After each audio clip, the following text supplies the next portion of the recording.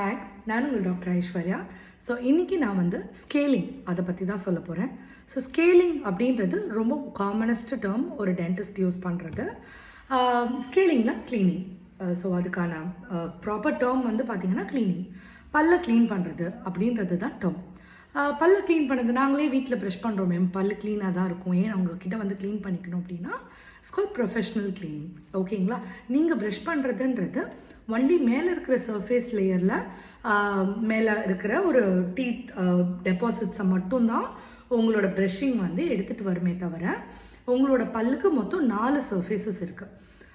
1 2 3 4 5 actually 5 surfaces இருக்குது. அந்த 5 சர்ஃபேஸஸில் நீங்கள் க்ளீன் பண்ணக்கூடிய சர்ஃபேஸ் 1 2 தான் இருக்க முடியுமே தவிர எல்லா சர்ஃபேஸையும் உங்களால் கிளியர் பண்ண முடியாது.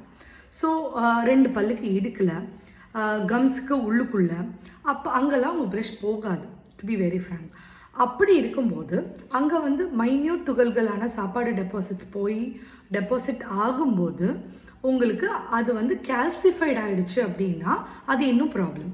முதல்ல கொஞ்சம் ஒரு மாதிரி மாவு மாதிரி இருக்கும், அதுவே நாள் போக்கில் போச்சுன்னா கால்சிஃபைட் ஆகிடும்.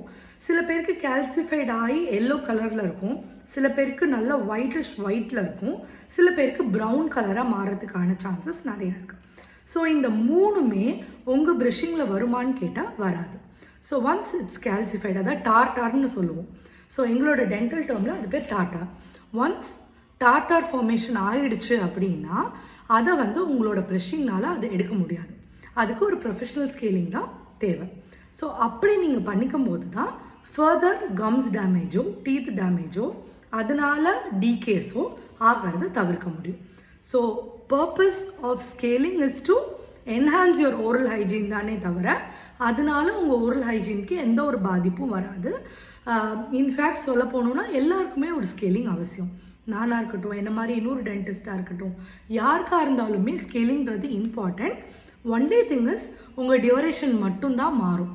6 monthsோ 1 yearோ 2 yearோன்றது நீங்கள் உங்களோட ஓரல் ஹைஜீனை வச்சுக்கிற டைம் நிலைமையை பொறுத்து இருக்குது நம்ம எந்த டியூரேஷனில் ஸ்கேலிங் பண்ணுறோன்றது.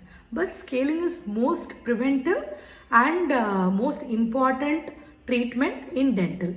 Thank you so much.